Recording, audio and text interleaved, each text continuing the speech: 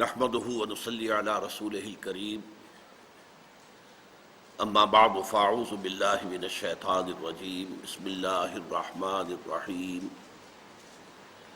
ان في خلق السماوات والارض واختلاف الليل والنهار لآيات لأولي الألباب الذين يذكرون الله قياما وقعودا وعلى جنوبهم ويتفكرون في خلق السماوات والأرض ربنا ما خلقت هذا باطلا سبحانك فقنا عذاب النار ربنا إنك من تدخل النار فقد أخزيته وما للظالمين من أنصار ربنا إننا سمعنا مناديا ينادي للإيمان أن آمنوا بربكم فآمنا ربنا فاغفر لنا ذنوبنا وكفر عنا سيئاتنا وتوفنا مع الأبرار ربنا وآتنا ما وعدتنا على رسلك ولا تخزنا يوم القيامة إنك لا تخلف الميعاد صدق اللہ العظیم وقال تبارک وتعالی كما ورد في سورة النساء یا ایھا الذین آمنوا آمنوا باللہ ورسولہ والکتاب الذی نزل علی رسولہ والکتاب الذی انزل من قبل صدق اللہ العظیم رب اشرح لی صدری ویسر لی امری واحلل عقدۃ من لسانی یفقہوا قولی اللہم ربنا الہمنا رشدنا واعذنا من شرور انفسنا اللہم ارنا الحق حقا وارزقنا اتباعہ وارنا الباطل باطلا وارزقنا اجتنابہ آمین یا رب العالمین۔ مطالعہ قرآن حکیم کے جس منتخب نصاب کا سلسلے وار درس ان مجالس میں ہو رہا ہے، اس کا جو حصہ دوم ہے، دوسرا حصہ، وہ مباحث ایمانی پر مشتمل ہے۔ اس کا سب سے پہلا سبق سورہ فاتحہ پر مشتمل تھا، اور دوسرا یہ ہے کہ جو سورہ آل عمران کے آخری رکوع کی آیات پر مشتمل ہے۔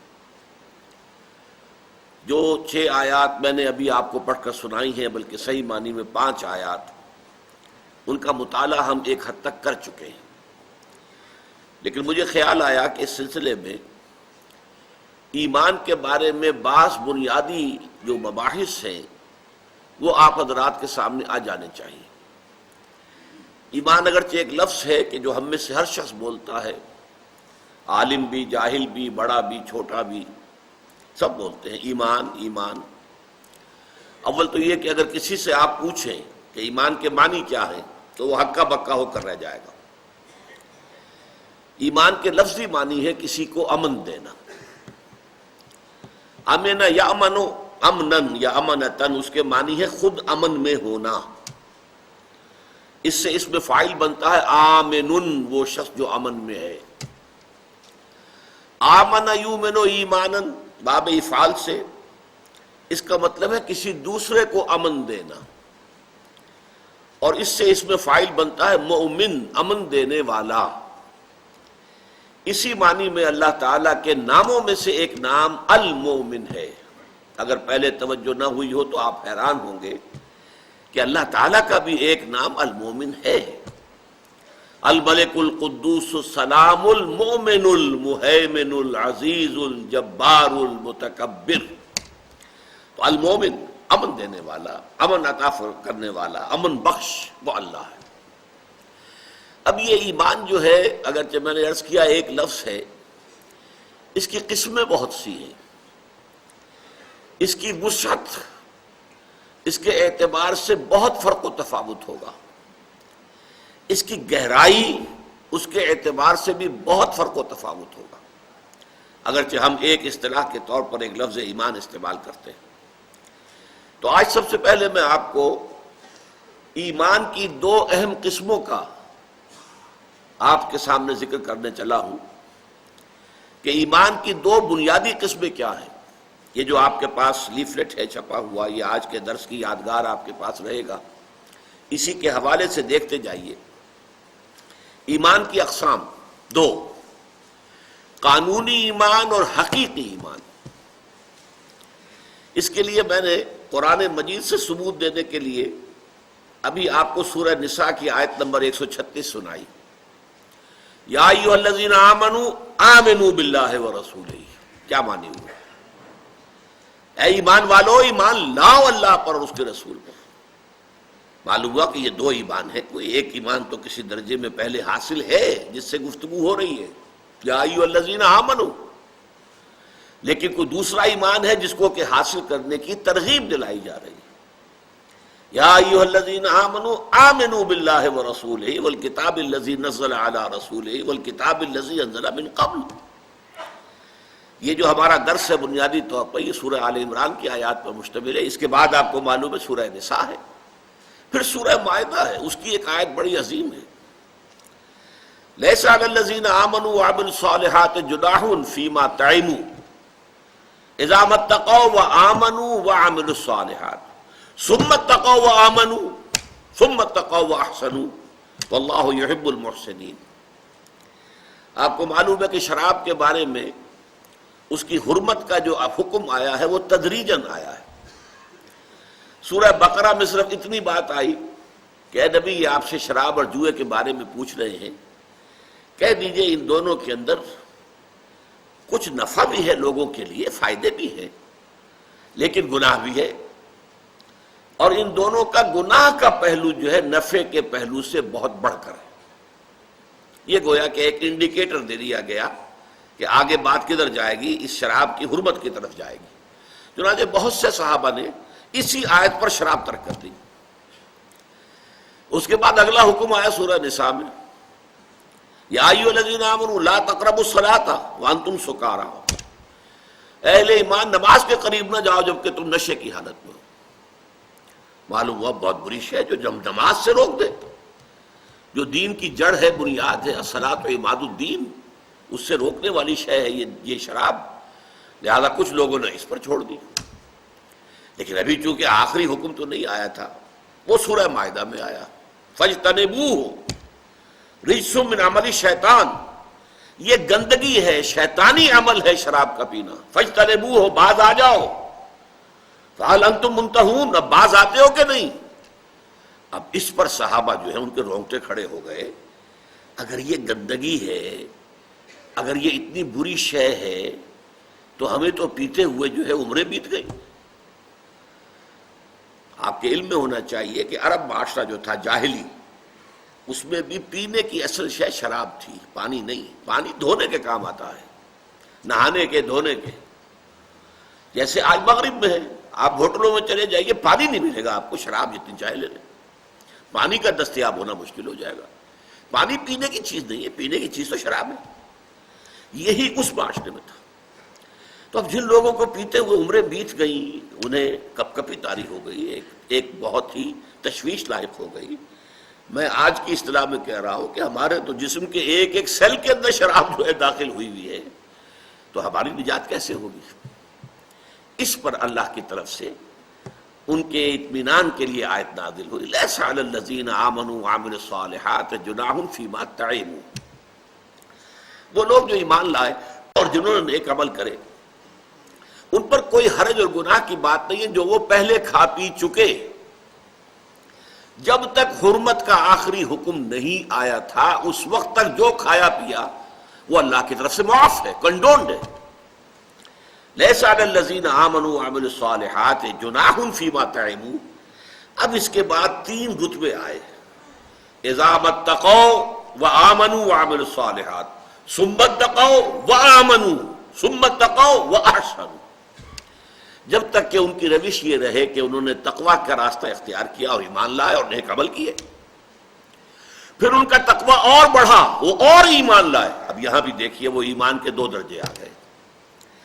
پہلا درجہ اذا اتقوا وآمنوا وعملوا الصالحات، پھر دوسرا ترجمہ ثم اتقوا وآمنوا، پھر اور ایمان ان کا بڑھا، اور تقوی بڑھا تو وہ ایمان لائے اور ایمان لائے۔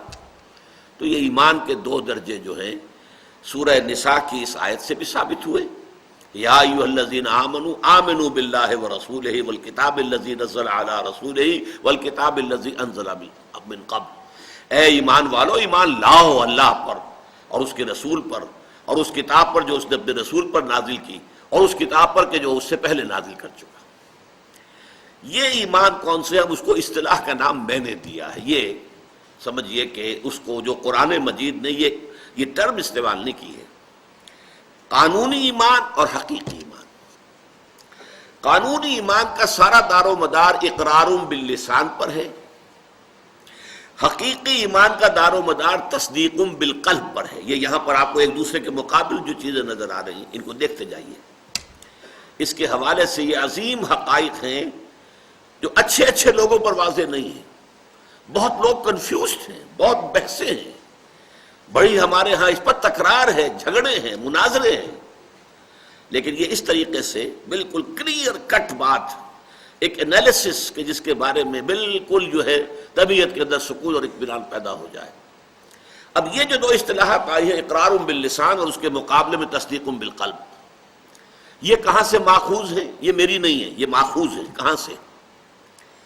دیکھیے، ایمان مجمل اگر بچپن میں اللہ تعالیٰ نے آپ کے والدین کو توفیق دی ہو اور انہوں نے آپ کو یاد کرائے ہوں، 6 کلمے، ایمان مجمل، ایمان مفصل، بدقسمتی سے آج کل تو حال یہ ہے کہ میں کبھی کسی مجمع میں ہاتھ اٹھواتا ہوں تو معلوم ہوتا ہے کہ 5-10% سے زیادہ لوگ نہیں ہیں کہ جن کو یہ چیزیں یاد ہوں، اس لیے کہ زمانہ بدل گیا۔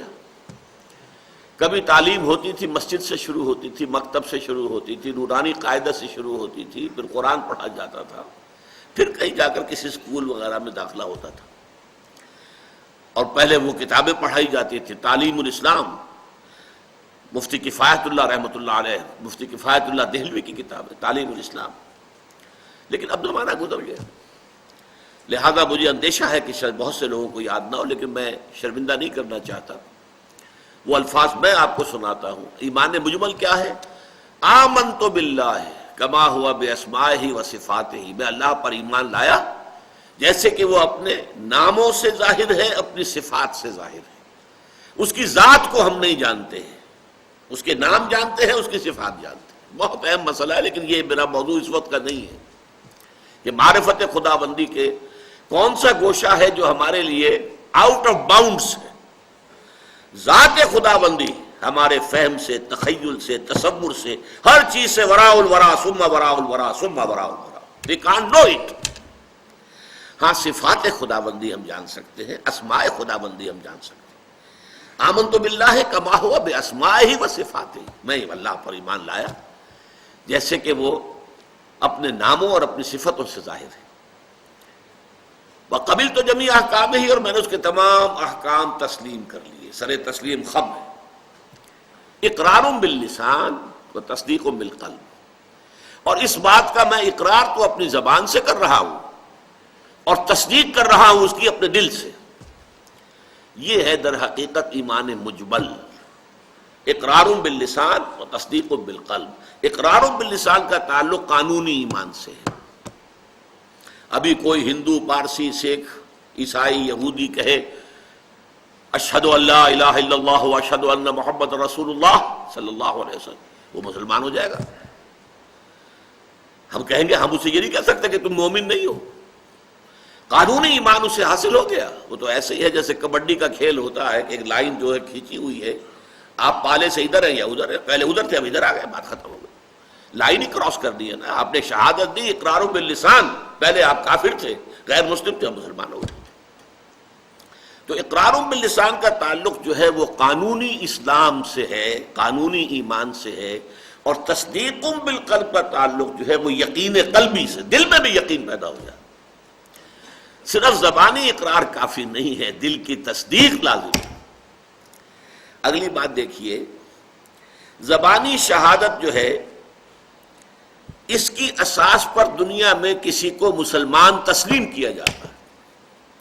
جو شخص کہے اشہد ان لا الہ الا اللہ و اشہد ان محمد رسول اللہ، آمنت باللہ و ملائکتہ و کتبہ و رسلہ والیوم الآخر والقدر خیرہ و شرہ من اللہ تعالی والبعث بعد الموت، آمنت باللہ کما ہوا باسمائہ و صفاتہ و قبلت جمیع احکامہ، اقرار باللسان و تصدیق بالقلب۔ اب ظاہر بات ہے تصدیق قلبی ہے یا نہیں ہے، اس کو ویریفائی کرنے کا ہمارے پاس کوئی ذریعہ نہیں۔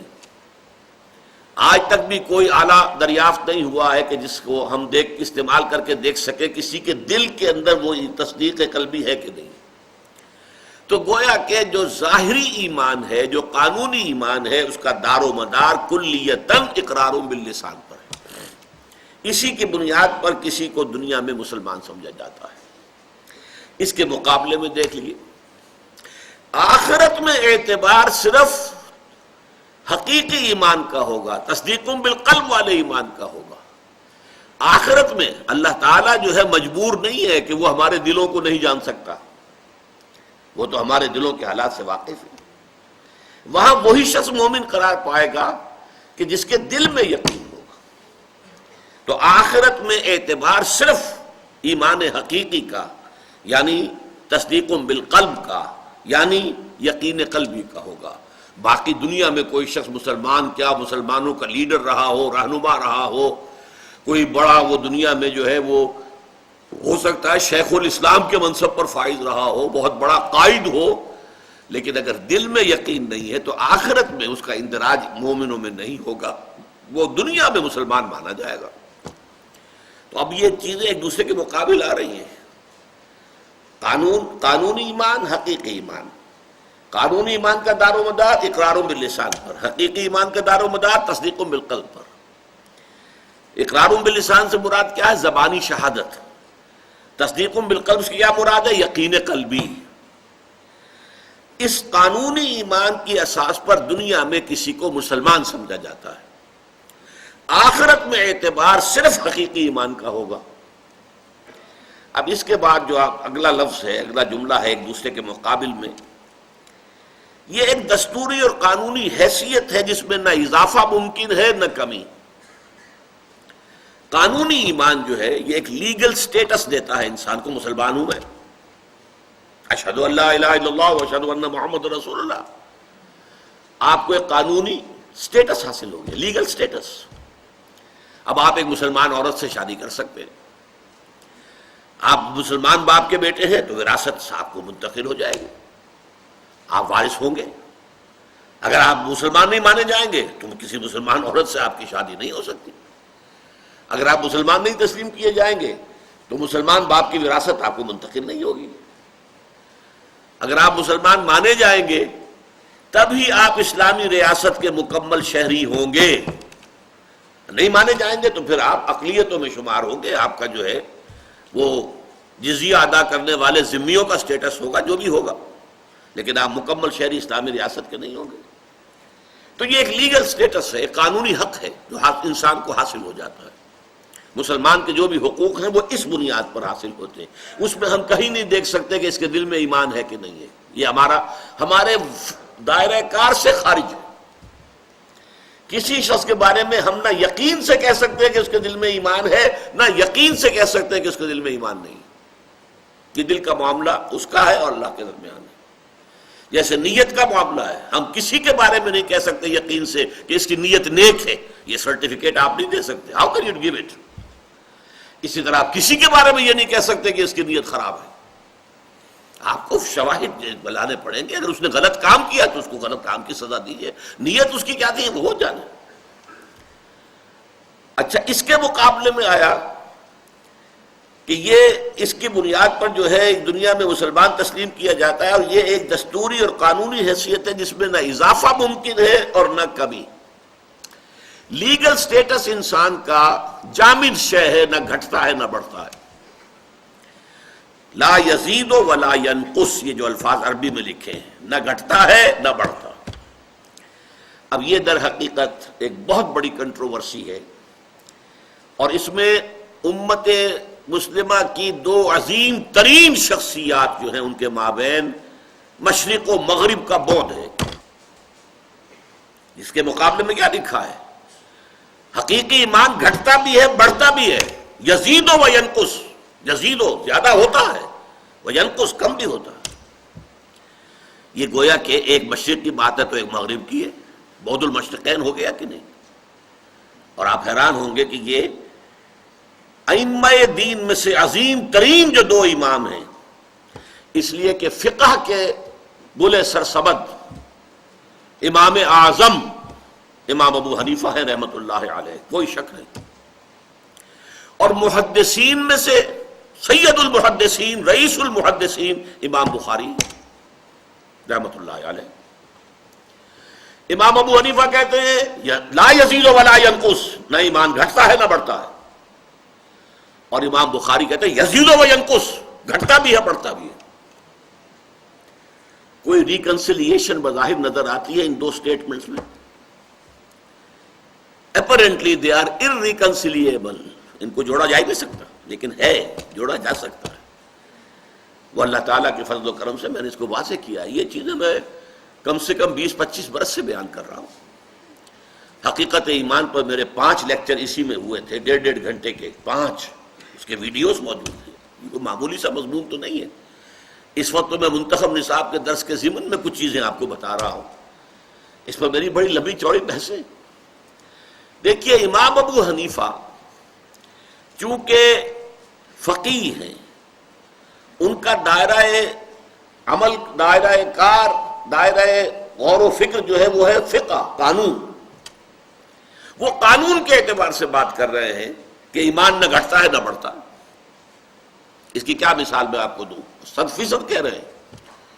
دیکھیے ایک مسلمان کے 2 بیٹے، ایک بیٹا تہجد گزار، 5 وقتہ نماز جو ہے وہ تکبیر اولیٰ کے ساتھ مسجد میں پڑھتا ہے، دوسرا جو ہے فاسق و فاجر ہے، نماز پڑھتا بھی ہے تو گنڈے دار پڑھتا ہے۔ کتنا فرق ہو گیا؟ لیکن اگر والد کا انتقال ہوگا تو وراثت دونوں کو برابر ملے گی۔ یہ نہیں ہوگا کہ یہ متقی ہے، تہجد گزار ہے، اسے زیادہ دو، اور یہ تو فاسق و فاجر ہے، مسلمان تو ہے۔ اگر تو مسلمان ہی نہ رہے تو وراثت سے محروم ہو گیا، 0 ہو جائے گا پھر تو۔ لیکن اگر اسے آپ نے مسلمان مانا، فاسق ہے تب بھی مسلمان ہے، فاجر ہے تب بھی مسلمان ہے، نمازی جو اگر وہ گڈے دار پڑھتا ہے نماز تب بھی مسلمان ہے، بلکہ تارک صلاۃ بھی مسلمان ہے۔ صرف منکر صلاۃ جو ہے وہ اسلام کے دائرے سے خارج ہوتا ہے، اسلام صلاۃ کا انکار کرے گا تو دائرہ اسلام سے خارج، لیکن نہیں پڑھتا ہے تو اس سے وہ فاسق و فاجر شمار ہوگا، وہ دائرہ اسلام سے، قانونی اسلام کے دائرے سے باہر نہیں ہوگا۔ اور جب تک وہ شخص اسلام کے دائرے میں ہے اس کا حق بالکل مساوی ہے، متقی، تہجد گزار، 5 وقتہ نماز کا پابند، اور یہ جو فاسق و فاجر ہے اور جو نمازیں بھی پڑھتا ہے تو اگر پڑھتا بھی ہے تو گڈے دار، ان دونوں کا حق وراثت میں مساوی ہوگا۔ یہ ہے چونکہ قانون کا مسئلہ، یہ ہے لیگل سٹیٹس کا مسئلہ، یہ ایک جامد شے ہے، نہ گھٹتی ہے نہ بڑھتی ہے، انسان کے حقوق نہ بڑھیں گے نہ گھٹیں گے۔ لیکن حقیقی ایمان سید المحدثین امام بخاری کہتے ہیں بڑے ڈٹ کر یزید و ینقص، اور اس کے لیے قرآن مجید کی آیات ہیں، زادتہم ایمانا، ان کے ایمان میں اضافہ ہو گیا، قرآن سے ثابت ہے۔ اس اعتبار سے یہ حقیقی ایمان جو ہے قلب کے اندر، قلب کے بارے میں تو آپ کو معلوم ہے نا، دل وہ شے ہے ہمارے جسم کا وہ ٹکڑا ہے جسے کسی کل چین نہیں ہے۔ یہ تو میں نے محاورتاً کہا ہے، فزیولوجی کے اعتبار سے کیا ہے، یہ دل جو ہے مسلسل حرکت میں ہے، یا یہ پھیل رہا یا سکڑ رہا ہے، پھیل رہا ہے سکڑ رہا ہے، پھیل رہا ہے سکڑ رہا ہے۔ ہمارے جسم کے ہر عضو کے لیے آرام کا وقفہ ہوتا ہے۔ دل کے لیے آرام، دل کے لیے آرام کا مطلب موت، دل کی حرکت بند، موت۔ یہ دل کا معاملہ جو ہے اسی طرح دلی ایمان جو ہے، حقیقی ایمان، وہ بھی ایک سطح پر قائم نہیں رہتا۔ آپ نیک لوگوں کی صحبت میں بیٹھیے، اچھا وعظ آپ نے کہیں سنا ہے، اچھی تقریر سنی ہے، دل پذیر کوئی وعظ، کوئی نصیحت سنی ہے، آپ کے ایمان میں اضافہ ہو جائے گا۔ آپ نے قرآن کی خود تلاوت کی ہے یا کہیں درس قرآن سنا ہے، آپ کے ایمان میں اضافہ، آپ کو خود محسوس ہوگا کہ کوئی چیز ہے جو میرے اندر بڑھ گئی۔ اور غافلوں کی صحبت میں بیٹھیے، جہاں ٹھٹھے لگ رہے ہوں اور جہاں لطیفے ہو رہے ہوں، فحش گوئی ہو رہی ہو معاذ اللہ، تو وہاں کیا ہوگا؟ ایمان گھٹے گا۔ تو الایمان یزید و ینقص، یہ قول کس کا ہے؟ امام بخاری رحمۃ اللہ علیہ کا، اور 100% درست۔ اور الایمان لا یزید ولا ینقص، یہ قول کس کا؟ امام ابو حنیفہ کا رحمۃ اللہ علیہ، اور 100% درست۔ یہ ریکنسیلیشن ہے دونوں میں، کہ اصل میں یہ ایمان کے دو مختلف ایسپیکٹس کے بارے میں بات کر رہے ہیں۔ ایک ایمان ہے قانونی ایمان، امام ابو حنیفہ فقیہ ہیں، انہوں نے فقہ کے اعتبار سے، انہوں نے کانسٹیٹیوشنل اور لیگل ایسپیکٹس کے اعتبار سے کہا ہے کہ ایمان جامد حقیقت ہے، نہ یہ گھٹتی ہے نہ بڑھتی ہے، یا زیرو ہے یا فل ہے۔ اس کو ہم کہتے ہیں فزیولوجی میں ایک لا ہے، آل اور نن لا۔ کوئی شے ہوگی تو پوری ہوگی، نہیں ہوگی تو بالکل نہیں ہوگی، یا تو ایمان ہے یا نہیں ہے، یہ فیصلہ ہوگا۔ یہ نہیں ہو سکتا ایمان گھٹے اور بڑھے، ایمان گھٹے اور بڑھے، لیکن جو حقیقی ایمان ہے وہ گھٹتا بھی ہے بڑھتا بھی ہے۔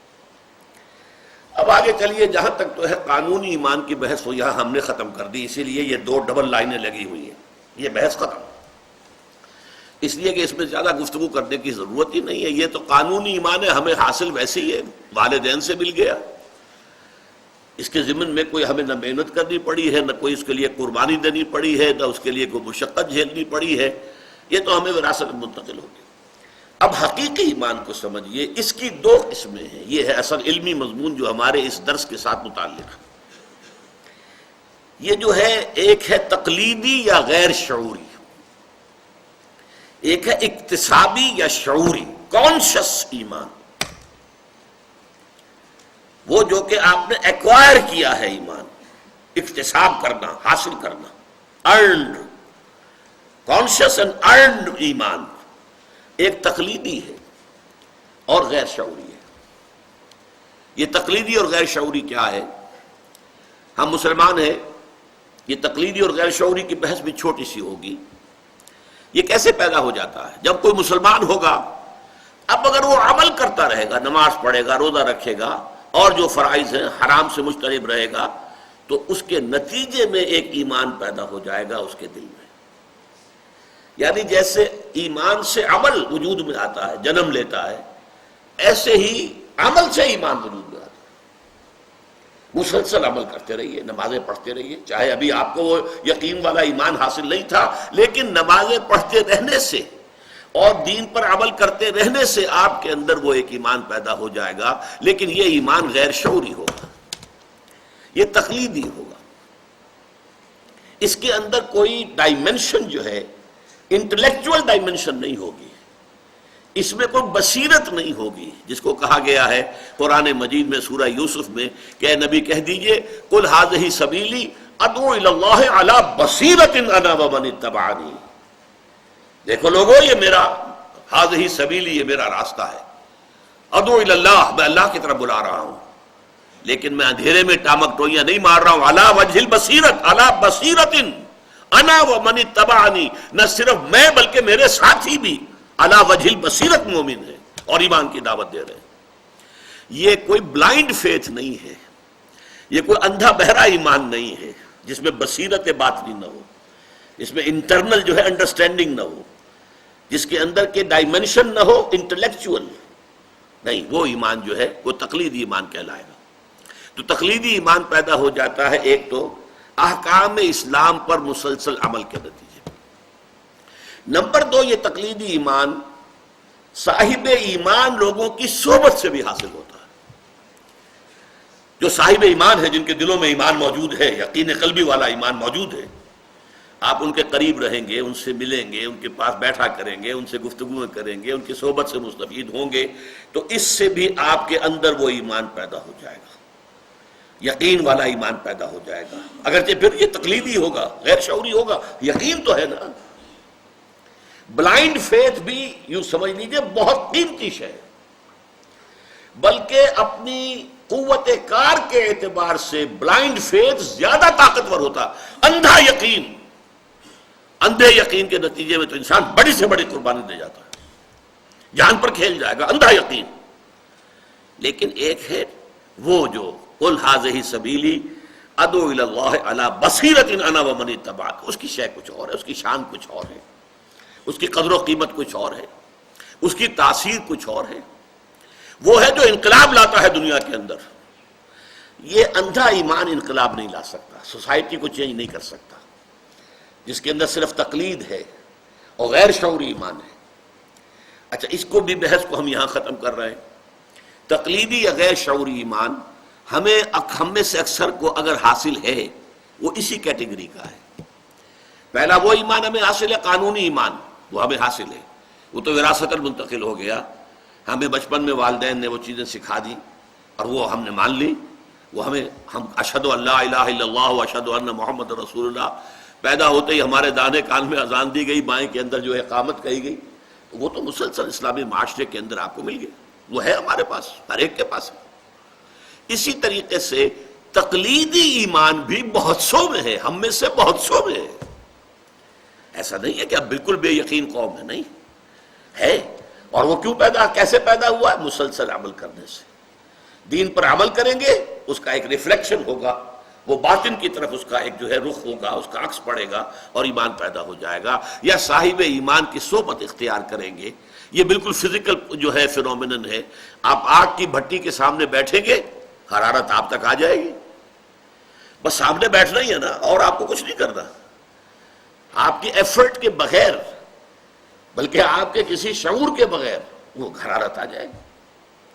برف کی سلیں رکھی ہوئی ہیں، ان کے قریب ہوں گے آپ کو برودت اور ٹھنڈ جو ہے پہنچ جائے گی۔ اسی طرح صاحب ایمان کی صحبت سے ایمان پیدا ہو جائے گا، اگرچہ وہ ایمان تقلیدی اور غیر شعوری ہوگا۔ اب آئیے اکتسابی یا شعوری ایمان، یہ ہے در حقیقت جو ہائیسٹ آرڈر آف ایمان ہے، یہ انبیاء و صدیقین کا ایمان ہے۔ آپ کو معلوم ہے نبی بھی ایمان لاتا ہے، جیسے میں نے کہا المومن اللہ کا نام ہے، تو نبی بھی تو مومن ہے نا۔ آمن الرسول بما انزل الیہ من ربہ والمومنون، ایمان لائے رسول صلی اللہ علیہ وسلم اس چیز پر جو ان کے رب کی طرف سے نازل کی گئی، تو مومن ہے۔ پھر مومن اول، حضور پر ایمان لانے والے اول ابو بکر صدیق، کلیم اول سینائے ماں، کلیم اول ہے سینائے ماں، حضرت حضور کے لیے یہ لفظ استعمال کیا، حضرت ابو بکر کی شان میں اقبال نے کہا۔ یہ جو ایمان ہے صدیقین کا، انبیاء کا، یہ اکتسابی اور شعوری ہے۔ اس کی بحث ہے جو ہم نے کی ہے ان 5 آیات کے ذیل میں۔ اس کی کیسے سنتھسس ہوتا ہے، کیسے یہ وجود میں آتا ہے، کیسے اس کی ترکیب ہوتی ہے، اس کا اب نیچے درج کیا گیا۔ سب سے پہلے ایمان باللہ، لیکن ایمان باللہ جو ہے خالصتاً بدیہیات فطرت کی اساس پر پیدا ہوتا ہے اور آیات آفاقیہ و انفسیہ کے ذریعے پیدا ہوتا ہے۔ ایمان باللہ کے لیے میں پہلے عرض کر چکا ہوں تفصیل سے، کوئی منطقی دلیل موجود نہیں ہے، کوئی سائنٹیفک دلیل موجود نہیں ہے۔ جو دلیل پیش کی جائے گی اس کو دوسری دلیل رد کر دے گی، کاٹ دے گی۔ ان الحدید بالحدید یفلح، لوہا لوہے کو کاٹ دیتا ہے۔ اسی لیے امام راضی کے بارے میں میں نہیں کہہ سکتا یہ کہانی ہے یا واقعہ ہے، ہو سکتا ہے واقعہ ہی ہو سکتا ہے ایسے ہی کہاوت مشہور ہوئی ہو، لیکن مشہور ہے کیونکہ وہ ہمارے ہاں منطقی اور فلسفی مفسرین میں ٹاپ پر ہیں۔ ہمارے ہاں جو اولین تفسیریں لکھی گئی ہیں، جو عربی تفاسیر ہیں، ان میں سے ایک ہے وہ کہ جو روایات کے اعتبار سے ٹاپ پر ہے، وہ تفسیر طبری ابن جریر جس کا خلاصہ ابن کثیر۔ ایک وہ ہے جو عربی گرامر کے اعتبار سے، عربی ادب کے اعتبار سے ٹاپ پر ہے، وہ زمخشری کی تفسیر۔ اور نمبر 3 ایک وہ جو عقل کے اعتبار سے، منطق کے اعتبار سے، فلسفے کے اعتبار سے، ریاضی کے اعتبار سے، فلکیات کے اعتبار سے، ان تمام اعتبارات سے جو تفسیر لکھی گئی ہے وہ ٹاپ پر ہے تفسیر کبیر امام راضی۔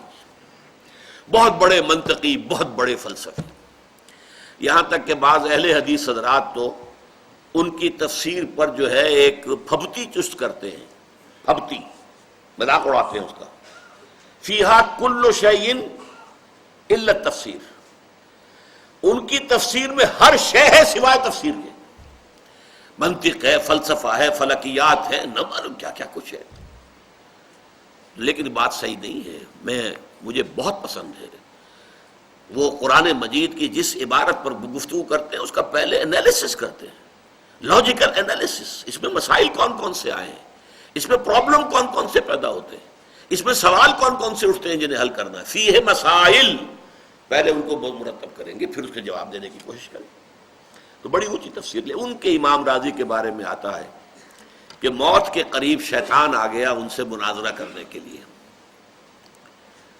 تم خدا کو مانتے ہو کہ ہاں میں مانتا ہوں، کس دلیل سے مانتے ہو؟ ایک دلیل دی، شیطان نے اس کو کاٹ دیا، دوسری دلیل دی، شیطان نے اس کو بھی رد کر دیا، تیسری دلیل دی، اس کو بھی کاٹ دیا۔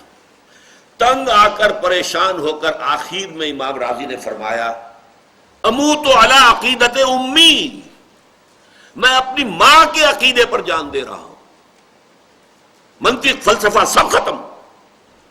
جیسے میری ماں تھی، ان پڑھ تھی، امی تھی، وہ کوئی فلسفی نہیں تھی، منطقی نہیں تھی، خدا کو مانتی تھی، میں اسی طریقے سے اس اندھے بہرے ایمان کے اوپر، اندھے ایمان کے اوپر جان دے رہا ہوں، اموت علی عقیدت امی۔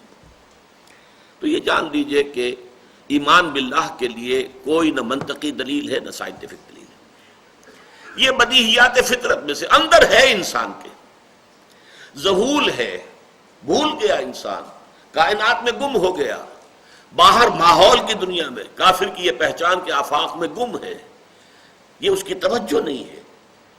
اس کے لیے یاد دلانا اسے آیات کے ذریعے سے، آیات آفاقی، آیات انفسی، اس کے ذریعے سے یاد دلانا، جیسے بھولی ہوئی کسی شے کو آپ کو یاد دلانا ہو، اس کی کوئی نشانی آپ کو دکھائی جائے، یاد آ جائے گا، ہاں ٹھیک ہے، بس اس کے لیے کوئی منطقی دلیل نہیں۔ اس کے لیے جیسا کہ ہم پڑھ چکے ہیں اس درس میں پہلی آیت، ان فی خلق السماوات والارض واختلاف اللیل والنہار لآیات لأولی الالباب، آسمان اور زمین کی تخلیق میں اور دن اور رات کے الٹ پھیر میں بڑی نشانیاں ہیں اہل ایمان کے لیے، اہل ایمان نہیں، اہل عقل کے لیے، ہوش مندوں کے لیے۔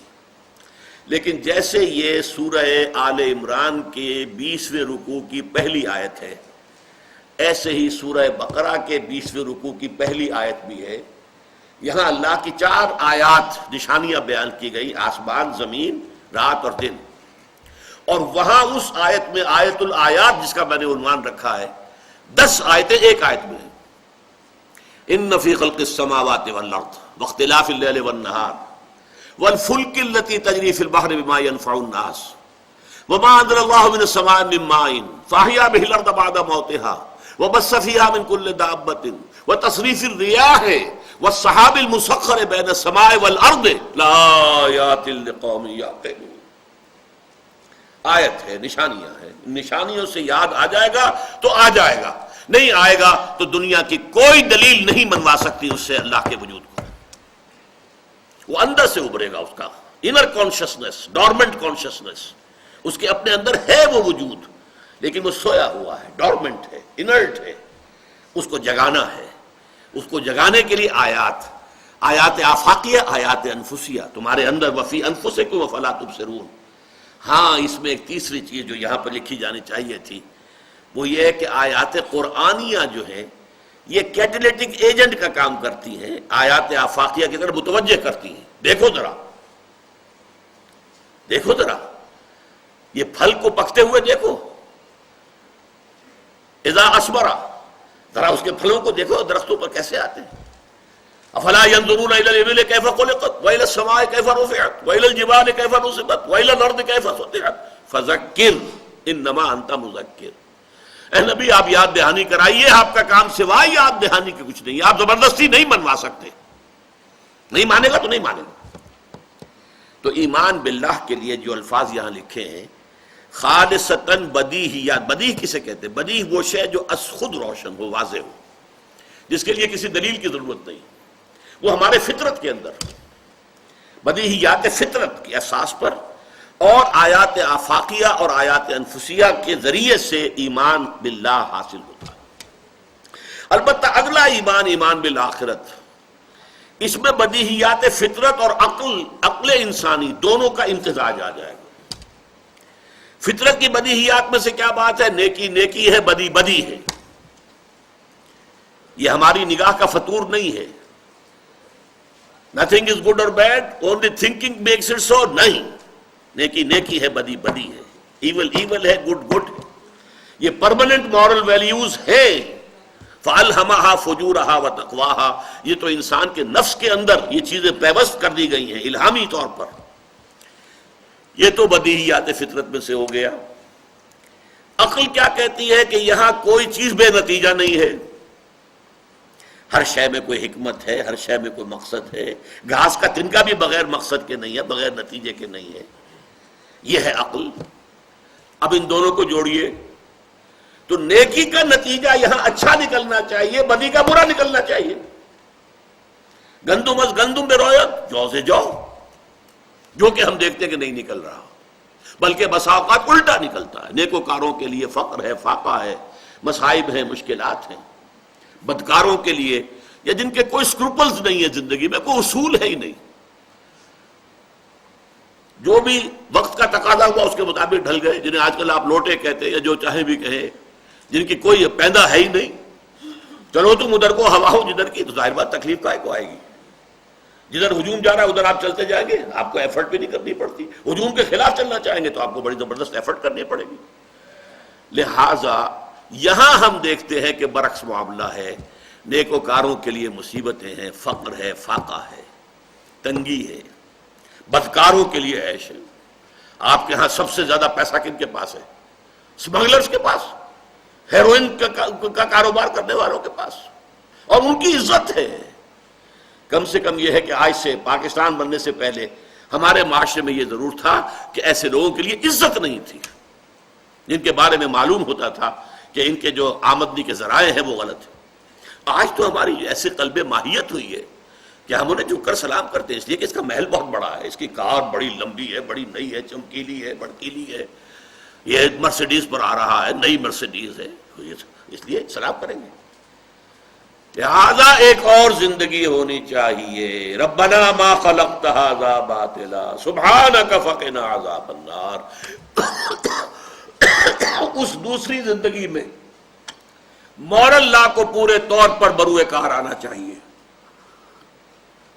نیکوکاروں کو ان کی نیکی کی بھرپور جزا ملے، اور بدکاروں کو اور مجرموں کو اور شریروں کو ان کی شرارتوں اور بدکاری کی بھرپور سزا ملے۔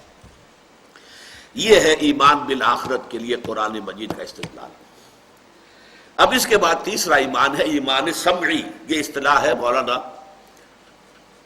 محمود حسن شیخ الہند دیوبندی رحمت اللہ علیہ، اس کو کہتے ہیں ایمان سن کر ایمان۔